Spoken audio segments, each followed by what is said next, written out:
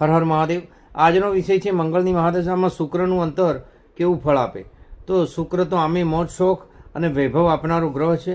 તેમાંય જો શુક્ર કેન્દ્રમાં ત્રિકોણમાં અથવા તો જેને કહેવાય કે એકાદશ ભાવની અંદર તુલા રાશિમાં અથવા તો વૃષભ રાશિની અંદર બિરાજમાન હોય તેવા સંજોગોમાં જાતકને સંપૂર્ણ રીતે ઉત્તમમાં ઉત્તમ સુખની પ્રાપ્તિ કરાવે છે. ઝવેરાતથી માંડીને વાહનનું ઉત્તમ સુખ આપે છે અને જાતકને વૈભવ વિલાસથી જીવન ભરપૂર સંગીતમય બનાવી દેતો શુક્ર જાતકને અપાર સુખની આનંદની અનુભૂતિ કરાવતો શુક્ર છે.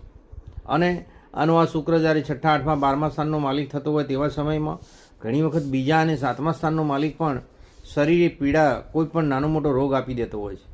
તો આ સમય દરમિયાન જાતકને બચવા માટે ઘણા બધા ઉપાયો છે. એમાંના શુક્રના પ્રિય પદાર્થોનું દાન, અમુક સમયે સગવડ હોય તો ગૌદાન પણ જાતક માટે અતિ ઉત્તમ, અને શુક્રના મંત્ર જપ કરી તેનો દશાંશ હોમ કરવાથી પણ લાભની પ્રાપ્તિ થતી હોય છે. હર હર મહાદેવ.